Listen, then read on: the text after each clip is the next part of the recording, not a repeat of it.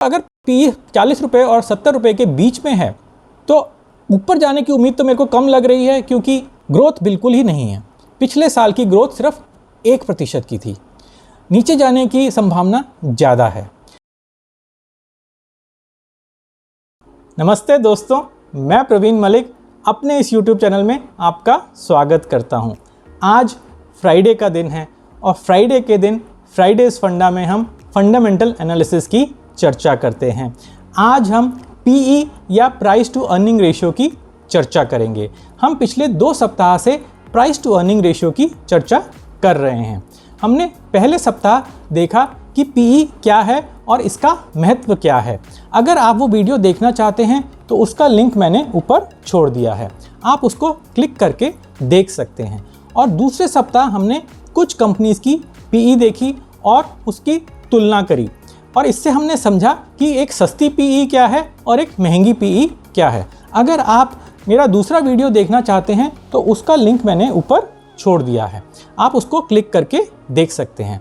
चलिए अब हम भाग 3 पर आ जाते हैं, PE के आखिरी अध्याय पर आ जाते हैं और समझ लेते हैं कि PE का उपयोग कैसे किया जाता है। तो सबसे पहले हम PE का फॉर्मूला लिख देते हैं। तो PE का फॉर्मूला है price divided by earning per share, EPS। अगर आप समझना चाहते हैं कि EPS क्या है तो उसके लिए भी मैंने एक वीडियो बनाया हुआ है, उसका लिंक मैंने ऊपर छोड़ दिया है। उस लिंक को क्लिक करके आप समझ सकते हैं कि EPS क्या है और उसका महत्व क्या है। चलिए अब स्क्रीनर पे चलते हैं और उदाहरण के लिए हिंदुस्तान यूनिलीवर को देख लेते हैं। तो यहाँ पे मैंने हिंदुस्तान यूनिलीवर खुला हुआ है। हिंदुस्तान यूनिलीवर की मार्केट कैप करीब 6.25 लाख करोड़ की है और इसका PE करीब 55 का है। चलिए थोड़ा सा नीचे आ जाते हैं और प्रॉफिट एंड लॉस स्टेटमेंट देख लेते हैं। तो पिछले वर्ष जिसका अंत मार्च 2024 में हुआ, हिंदुस्तान यूनिलीवर की सेल्स रही करीब 62,000 करोड़ की और इसका EPS रहा 43 रुपये 74 पैसे। मतलब हर एक शेयर होल्डर जिसके पास एक शेयर था उसकी भागीदारी 43 रुपये 74 पैसे की थी। चलिए यहाँ पे इन्होंने कंपाउंडेड प्रॉफिट ग्रोथ के आंकड़े दिए हुए हैं, ये देख लेते हैं। तो पिछले 10 साल में प्रॉफिट ग्रोथ रही 11% की, पिछले 5 साल में भी 11% की ग्रोथ रही, और पिछले 3 साल में 8% की ग्रोथ रही, और पिछले 1 साल में केवल 1% की ही ग्रोथ रही। तो इसको देख के क्या लग रहा है कि कंपनी की ग्रोथ कम हो रही है कि कंपनी की ग्रोथ ज़्यादा हो रही है? मुझे लग रहा है कि कंपनी की ग्रोथ कम हो रही है। 10 साल की कंपाउंडेड ग्रोथ 11% थी, लेकिन पिछले 3 साल की कंपाउंडेड ग्रोथ केवल 8% थी और पिछले 1 साल की ग्रोथ केवल 1% ही रह गई। तो पिछले साल कंपनी ने करीब 10,282 करोड़ का मुनाफा किया, लेकिन उससे पिछले साल भी मुनाफा बराबर सा ही था 10,143 करोड़ का। तो कोई खास फर्क नहीं पड़ा। तो कंपनी की ग्रोथ लगता है रुक सी गई है। आगे आने वाले समय में, आगे आने वाले वर्षों में हो सकता है कि कंपनी की ग्रोथ बढ़ जाए, लेकिन बहुत ज़्यादा उम्मीद नहीं है। अगर हम ज़्यादा से ज़्यादा भी माने तो कंपनी की ग्रोथ 11% की हो सकती है। ये एक अच्छा सिनेरियो रहेगा कि कंपनी की ग्रोथ वापस ट्रैक पे आ जाए और 11% पे चली जाए, परंतु ऐसे होने की संभावना थोड़ी कम ही है। तो वर्तमान में कंपनी का EPS है करीब 44 रुपये और भाव भी देख लेते हैं। तो कंपनी का भाव करीब 2,400 रुपये का है। तो चलिए PE के फॉर्मूला पे वापस चलते हैं और थोड़ा सा और समझ लेते हैं। तो कंपनी का भाव इस समय करीब 2,400 रुपये का है और कंपनी का EPS इस समय करीब 44 रुपये का है। चलिए थोड़ा कैलकुलेशन इजी करने के लिए इन आंकड़ों को थोड़ा सा बदल देते हैं। प्राइस को हम लिख देते हैं ₹2,200 और EPS को हम लिख देते हैं ₹40। तो अगर हम यहाँ पे HUL का PE कैलकुलेट करें तो ये आ जाएगा 2,200 डिवाइडेड बाई 40 इक्वल्स टू 55, जो कि वर्तमान में HUL का PE है। चलिए एक चीज़ को और देख लेते हैं। तो हमने स्क्रीनर पे देखा था कि HUL की पिछले 10 साल की प्रॉफिट ग्रोथ 11% की थी। तो हम ये मान सकते हैं कि EPS की ग्रोथ और प्रॉफिट ग्रोथ समान ही होगी। वैसे ईपीएस की ग्रोथ और नेट प्रॉफिट की ग्रोथ में अंतर हो सकता है। अगर आप समझना चाहते हैं कि अर्निंग्स ग्रोथ और ईपीएस की ग्रोथ में अंतर क्यों हो सकता है, तो उसके लिए मैंने एक अर्निंग्स का वीडियो बनाया हुआ है, उसका लिंक मैंने ऊपर छोड़ दिया है। उसको क्लिक करके आप समझ सकते हैं कि नेट प्रॉफिट की ग्रोथ और ईपीएस की ग्रोथ अलग अलग क्यों हो सकती है और क्यों हमको ईपीएस की ग्रोथ देखनी चाहिए, ना कि नेट प्रॉफिट की ग्रोथ। परंतु अभी के लिए ये मान सकते हैं कि नेट प्रॉफिट की ग्रोथ और ईपीएस की ग्रोथ बराबर ही होगी। तो अगर हम मान लें कि आने वाले समय में ईपीएस की ग्रोथ 11% रहेगी, जो कि एक बहुत ही मुश्किल चीज़ है, क्योंकि गत वर्ष में कंपनी की ग्रोथ केवल 1% की थी और पिछले 3 वर्ष में कंपनी की ग्रोथ केवल 8% की थी। परंतु मान लेते हैं कि आगे आने वाले समय में कंपनी की ग्रोथ 11% की रहेगी। कंपनी की ग्रोथ मतलब ईपीएस की ग्रोथ। तो 2024 के अंत में कंपनी का ईपीएस था 40 रुपये। अगर हम मान के चलें कि ईपीएस ग्रोथ 11% की रहेगी, तो 2025 में ईपीएस हो जाएगा 40 प्लस 11%, जो अप्रॉक्सीमेटली हम लिख सकते हैं 45 रुपये। और 2026 में ईपीएस हो जाएगा 50 रुपये और 2027 में ये हो जाएगा 56 रुपये। तो ये मैंने अप्रॉक्सीमेट कैलकुलेशंस लिख दिए हैं, ये एग्जैक्टली 11% नहीं है, परंतु इससे हमको एक आइडिया मिल जाएगा। तो अगर 2024 में 40 का ईपीएस है और अगर हम मान के चलें कि पीई कांस्टेंट रहेगा, 55 ही रहेगा, तो कंपनी का भाव 40 × 55 हो जाएगा। 2025 में 45 × 55, 2026 में 50 × 55 और 2027 में 56 × 55। तो 2024 में तो भाव हमको पता ही है कि 2200 का है, तो ये तो बिल्कुल ठीक है। तो अगर कंपनी की ग्रोथ 11% रहती है और अगले साल ईपीएस 45 रुपये का हो जाता है, तो अगले साल का कंपनी का भाव हो जाएगा 45 × 55, तो ये हो जाएगा 2475। और ऐसे ही हम 2026 के लिए भी कैलकुलेट कर सकते हैं और 2027 के लिए भी कैलकुलेट कर सकते हैं।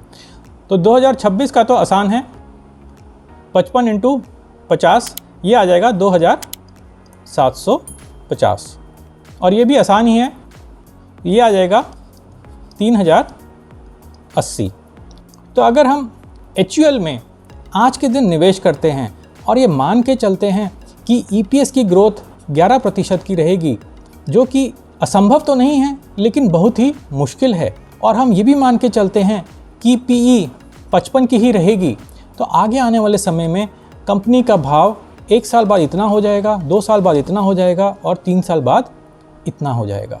तो हमको जो रिटर्न मिल रही है वो सिर्फ ईपीएस ग्रोथ की मिल रही है। ईपीएस ग्रोथ मतलब 11% की ग्रोथ मिल रही है, उससे ज़्यादा नहीं मिल रही है। तो मेरा कहना तो ये रहेगा कि अगर आपको 11% की ही ग्रोथ चाहिए तो आप एचयूएल में इन्वेस्ट कर दीजिए, लेकिन आपको एक सेफ ग्रोथ चाहिए, बिना जोखिम के ग्रोथ चाहिए, तो आप एक बैंक एफडी में डाल सकते हैं। तो आजकल बैंक एफडी में आमतौर पे 8% 9% का रिटर्न मिल जाता है। तो बैंक एफडी में थोड़ा रिटर्न कम तो है लेकिन जोखिम बिल्कुल भी नहीं है। आप एचयूएल में इन्वेस्ट कर देंगे तो जोखिम ज़्यादा है, क्योंकि आप हर दिन जाके, हर मिनट जाके, हर घंटे जाके आप भाव देखेंगे कि ऊपर हो गया, नीचे हो गया, क्या हो गया। लेकिन बैंक एफडी में अगर आपने निवेश कर दिया, आपको चिंता करने की कोई ज़रूरत नहीं है, चाहे वो आप 1 साल बाद देखें या 2 साल बाद देखें या 5 साल बाद देखें। जितनी अवधि के लिए आपने बैंक एफडी करी है उतनी अवधि को आपको चिंता करने की कोई ज़रूरत नहीं है, आपको निवेश में कोई जोखिम नहीं है। तो अगर हमको स्टॉक मार्केट में ही निवेश करना है तो हम जोखिम ले रहे हैं। अगर हम जोखिम ले रहे हैं तो हम एक ऐसी कंपनी में निवेश करें जिसके ग्रोथ के चांसेस हैं। एचयूएल में तो मेरे को ग्रोथ के चांसेस नहीं दिख रहे हैं। चलिए एक चीज़ और देख लेते हैं। अगर मान लेते हैं कि पीई कांस्टेंट नहीं रहता, पीई कम हो जाता है, 55 से समझ लेते हैं 40 हो जाता है, वो हो ही सकता है क्योंकि ये बाज़ार है, बाज़ार में पीई ऊपर नीचे होता ही रहता है, और 40 होने की संभावना ज़्यादा है क्योंकि ग्रोथ तो बिल्कुल है ही नहीं। तो अगर 40 हो जाता है तो 3 वर्ष के बाद कंपनी का प्राइस हो जाएगा 56 × 40, ये बन जाता है 2240। तो अगर आप आज 2200 का निवेश करते हैं तो 3 साल बाद आपको 2240 रुपये मिलेंगे। तो ये तो अच्छी इन्वेस्टमेंट नहीं हुई कि 3 साल बाद आपको सिर्फ 40 रुपये का ही लाभ हो। तो इसमें कोई सेफ्टी भी नहीं है क्योंकि ये स्टॉक मार्केट है और इसमें लाभ भी आपको ज़्यादा नहीं मिलने की उम्मीद है। तो आपको ऐसे निवेश करने ही नहीं चाहिए क्योंकि यहाँ पे आपको वैल्यूएशन का सपोर्ट नहीं है। यहाँ पे वैल्यूएशन बहुत ही महंगी लग रही है। अगर वैल्यूएशन ठीक हो तभी आपको निवेश करना चाहिए। अब आप बोलेंगे पीई बढ़ भी तो सकती है। हाँ जी, बिल्कुल बढ़ सकती है। चलिए इसके लिए एक काम करते हैं, स्क्रीन पर वापस चलते हैं। वैसे तो पीई बढ़ने की संभावना बहुत ही कम है क्योंकि ग्रोथ ही नहीं है। जब कंपनी में ग्रोथ ही नहीं होती तो पीई कम होती जाती है, पीई बढ़ती नहीं है। तो यहाँ पे हम स्क्रीन पर आ गए और पीई को देख लिया। तो अगर आप देखें तो यहाँ पे कहीं पे HUL की पीई करीब 77 की थी, उससे पहले यहाँ पे कहीं पे भी 75 की थी और यहाँ पे कहीं पे 70 की थी और आज की डेट में ये 55 की है। और निचले स्तरों पे पीई करीब 43 रुपये की थी, यहाँ पर करीब 37 रुपये की थी। तो अभी कहीं पीई बीच में है, 40 और 70 के बीच में है। अगर पीई 40 और 70 के बीच में है तो ऊपर जाने की उम्मीद तो मेरे को कम लग रही है क्योंकि ग्रोथ बिल्कुल ही नहीं है। पिछले साल की ग्रोथ सिर्फ 1% की थी। नीचे जाने की संभावना ज़्यादा है। लेकिन अगर हम मान भी लें कि नीचे भी नहीं जा रही, ऊपर भी नहीं जा रही और 55 पे ही रहेगी तो भी आपको कोई खास फ़ायदा नहीं हो रहा है। तो आप जब भी निवेश करें तो वैल्यूएशन को देख के करें। चलिए वापस चलते हैं और एक चीज़ और समझ लेते हैं। पी को देखने का एक और तरीका है। पी होता है प्राइस डिवाइडेड बाई EPS। तो हमारे उदाहरण में था 2200 डिवाइडेड बाई 40 इक्वल्स टू 55। तो 55 का ये मतलब है कि अगर EPS बढ़ता नहीं है, EPS कांस्टेंट रहता है, कंपनी में बिल्कुल भी ग्रोथ नहीं होती है, 40 रुपये का EPS 40 रुपये ही रहता है, आगे आने वाले वर्षों में 40 रुपये ही रहता है, तो 55 साल बाद हमको हमारा पैसा वापस मिलेगा। मतलब इस साल हमको 40 रुपये मिला, अगले साल फिर 40 मिलेगा और ऐसे करते करते 55 साल बाद हमको 40 रुपये मिलेगा। तो 55 साल बाद हमको हमारे 2200 रुपये मिल जाएंगे। तो अगर मेरे को निवेश करना हुआ तो 55 साल तो काफ़ी लंबा समय है। तो मैं 55 साल बाद अपना पूंजी वापस करने के लिए निवेश तो नहीं करूँगा। तो मैं ऐसी कंपनी ढूंढूंगा जिसकी ग्रोथ अच्छी हो, जिसका PE कम हो।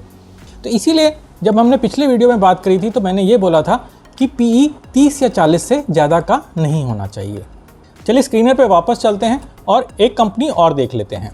हम इन्फोसिस को देख लेते हैं।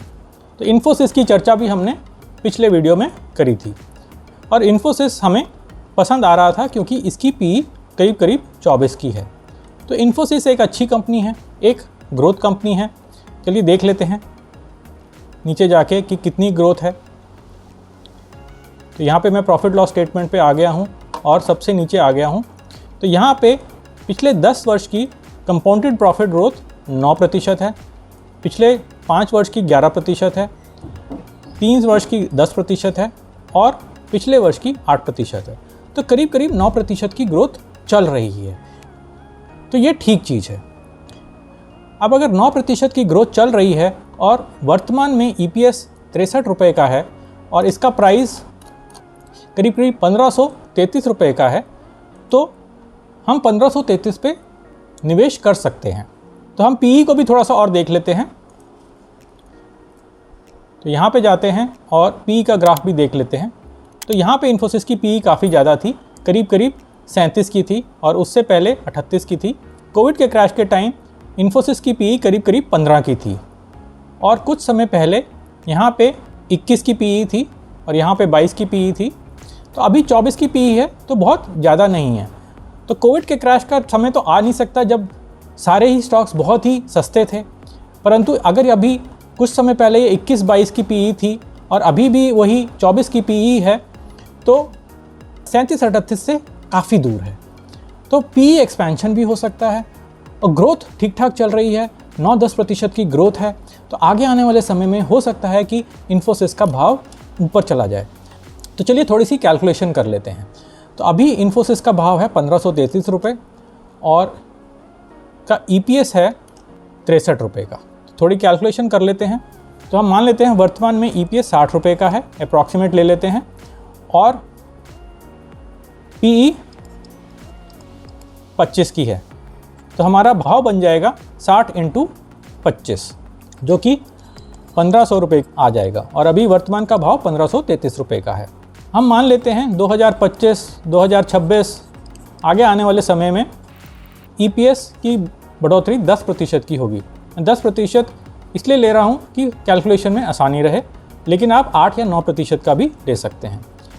तो अभी अगर EPS 60 रुपये का है तो अगले वर्ष EPS 66 हो जाएगा, उसके अगले वर्ष 72 हो जाएगा, ये अप्रॉक्सीमेट कैलकुलेशंस हैं, और उसके अगले वर्ष 79 हो जाएगा। तो अगर हम इनको देखें और मान लें कि PE थोड़ी सी बढ़ जाएगी, अभी 24 की है तो हो सकता है आगे आने वाले समय में 30 की हो जाए। अगर हम मान के चलें कि 2027 में PE 30 की हो जाएगी तो 2027 में हमको भाव मिल जाएगा 79 × 30, 79 × 30, ये बन जाएगा करीब करीब 2400। तो 1500 से 2400, इसका मतलब है कि हमको करीब करीब 60% का लाभ मिल जाएगा।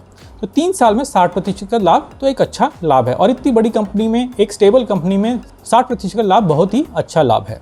तो आगे जाने से पहले मैं एक डिस्क्लेमर दे देता हूँ, ये जो सारी कैलकुलेशंस हैं ये एक थियोरेटिकल कैलकुलेशंस है, परंतु विश्लेषण या एनालिसिस ऐसे ही होता है। आप सोचते हैं कि फ्यूचर में क्या हो सकता है, आगे आने वाले समय में क्या हो सकता है, और उसके बेसिस पे आप अपनी कैलकुलेशन करते हैं, और कैलकुलेशन के बेसिस से आप देखते हैं कि इस कंपनी में निवेश करना चाहिए या नहीं करना चाहिए। तो आज हमने 2 कंपनीज़ का विश्लेषण किया, बहुत ही संक्षिप्त में विश्लेषण किया, हमने कोई डीप विश्लेषण नहीं किया, लेकिन उससे हमको ये पता लगा कि HUL में निवेश नहीं करना चाहिए और इन्फोसिस में निवेश किया जा सकता है। परंतु ठहरिए, इसको आप मेरी रिकमेंडेशन मत मानिए, मेरी राय मत मानिए, आप अपना एनालिसिस खुद करिए, अच्छी तरह देखिए कि क्या आप इन कंपनीज़ में निवेश कर सकते हैं या नहीं कर सकते हैं। मेरी इन कंपनीज़ में खरीदने या बेचने की कोई राय नहीं है। हम यहाँ सिर्फ एजुकेशनल पर्पसेस के लिए PE को देख रहे हैं, PE का अभ्यास कर रहे हैं। तो चलिए आगे चलते हैं और PE को समराइज़ कर देते हैं। हम ये बात कर लेते हैं कि पिछले 3 वीडियोज़ में हमने क्या क्या समझा। तो सबसे पहले तो हमने PE का फॉर्मूला समझा। PE का फॉर्मूला है प्राइस डिवाइडेड बाई EPS। इसको हम 2 तरीके से समझ सकते हैं। एक तो हम बैंक FD से कंपेयर कर सकते हैं। तो बैंक FD की PE अप्रॉक्सीमेटली 12.5 की होती है। तो हमारी स्टॉक्स की PE जनरली इससे ज़्यादा ही होती है। एक अच्छे स्टॉक की PE 12.5% से ज़्यादा ही होगी, क्योंकि EPS का बढ़ने का स्कोप होता है, जिसकी वजह से स्टॉक का प्राइस बढ़ जाता है। लेकिन बैंक FD में जितना आप निवेश करेंगे उतना ही रहेगा, सिर्फ आपको ब्याज का ही फ़ायदा होता है। और दूसरी तरीके से हम इसको समझ सकते हैं कि PE जितनी है उतने साल में हमको अपनी पूंजी वापस मिलेगी। तो अगर PE 20 है तो हमको 20 साल में अपनी पूंजी वापस मिलेगी। अगर PE 40 है तो हमको 40 साल में अपनी पूंजी वापस मिलेगी। इसके बाद हमने ये समझा कि PE देखते समय हमको कंपनीज़ की ग्रोथ भी देखनी चाहिए। ग्रोथ मतलब EPS की ग्रोथ। हम नेट प्रॉफिट की ग्रोथ भी देख सकते हैं, परंतु आप EPS की ग्रोथ ही देखिए। तो EPS की ग्रोथ देखनी चाहिए। अगर EPS की ग्रोथ ज़्यादा नहीं है तो आप उस कंपनी में निवेश मत करिए। लेकिन ये सिर्फ एक ही तरीका है। EPS की ग्रोथ को देखने के अलावा आपको कई और चीज़ें भी देखनी पड़ेंगी, जैसे कि कंपनी में डेट कितना है, कंपनी का बिजनेस किस तरह का है, कंपनी की मैनेजमेंट कैसी है, कंपनी की ROE क्या है। तो 20 तरह की अन्य चीज़ें भी देखनी पड़ेंगी। तो फंडामेंटल एनालिसिस करना इतना आसान नहीं है। तो आपको कई तरह की चीज़ें देखनी पड़ती हैं, तभी आप बोल सकते हैं कि मैं इस कंपनी में निवेश करूं या ना करूं। तो इसके बाद हमने देखा, जब आप PE को देख रहे होते हैं तो आप PE का कंपैरिजन कीजिए। तो PE का कंपैरिजन आप सिमिलर बिजनेसेस पे कर सकते हैं। अगर बिजनेसेस अलग अलग तरीके के हों तो उनका PE का कंपैरिजन नहीं करना चाहिए, परंतु इससे अच्छा है कि आप वर्तमान की PE को हिस्टोरिक PE से कंपेयर करें। उसकी तुलना जो PE है उससे पुराने वर्षों की PE है उससे करें। जैसे कि हमने इन्फोसिस के केस में देखा, हमने HUL के केस में देखा कि हमने हिस्ट्री में जाके देखा कि उनकी पीई क्या रही थी। तो हिस्टोरिक पीई से तुलना करना अच्छा रहता है। फिर हमने देखा कि अगर पीई कम है तो अच्छा है। तो कम है मतलब सिमिलर बिजनेसेस की कंपनीज के साथ अगर हम कंपेयर करें तो पीई कम होनी चाहिए, या फिर हिस्ट्री से कंपेयर करें तो पीई कम होनी चाहिए। लेकिन कई बार ऐसे भी होता है कि पीई काफ़ी ज़्यादा होती है, तब भी हम स्टॉक को खरीद लेते हैं, परंतु उसकी चर्चा हम आगे आने वाले किसी वीडियो में करेंगे। आप मेरे साथ बने रहिए, हम पीई के बारे में भी समझेंगे और फंडामेंटल एनालिसिस के बारे में भी और चीज़ों के बारे में समझेंगे। हमने एक चीज़ और समझी कि पीई 30 से 40 से ज़्यादा की हो तो आप उस कंपनी में निवेश मत करिए, क्योंकि अगर 30-40 से ज़्यादा की पीई हो जाती है तो आपको रिटर्न मिलना काफ़ी मुश्किल हो जाएगा। चलिए इस वीडियो का अंत करते हैं, लेकिन इस वीडियो का अंत करने से पहले मैं आपको एक चीज़ और बता देता हूँ कि आप जब स्टॉक का एनालिसिस करते हैं तो आप स्टॉक का एनालिसिस करिए, कंपनी का एनालिसिस करिए, पीई का एनालिसिस बाद में करिए। पीई से आप एक वैल्यूएशन देखते हैं कि कंपनी सस्ती है क्या महंगी है, लेकिन उससे पहले आपको स्टॉक का या कंपनी का एनालिसिस करना चाहिए, आपको एक बिज़नेस का एनालिसिस करना चाहिए। आपको ये देखना चाहिए कि कंपनी की ग्रोथ क्या है, कंपनी में डेट कितना है, कंपनी की बैलेंस शीट कैसी है, कंपनी में प्रमोटर्स का निवेश कितना है, और कई अन्य तरीके की चीज़ें देखनी चाहिए। उसके बाद ही जब आपको लगे कि इस कंपनी में निवेश किया जा सकता है, तब आप पीई को देखिए। जनरली एनालिस्ट क्या करते हैं, पीई को सबसे पहले देखते हैं और वहीं पे वो सबसे बड़ी गड़बड़ करते हैं। तो पीई को सबसे पहले देखने की कोई ज़रूरत नहीं है, आप बाकी चीज़ें देखिए, कंपनी की स्टेबिलिटी को देखिए, कंपनी की ग्रोथ को देखिए कि आप अनुमान लगाइए कि कंपनी आगे आने वाले समय में कितना अच्छा कर सकती है या कितना ख़राब कर सकती है। और अगर आपको लग रहा है कि कंपनी अच्छा करेगी, तभी आप कंपनी की पीई को देखिए। अगर आपको पीई भी अच्छी लग रही है तो कंपनी में निवेश कर दीजिए, अगर आपको पीई अच्छी नहीं लग रही है तो फिर आप रुक जाइए और जब पीई कम हो जाए तब आप उस कंपनी में निवेश करिए। चलिए अगले वीडियो में फिर मिलेंगे। नमस्ते और धन्यवाद।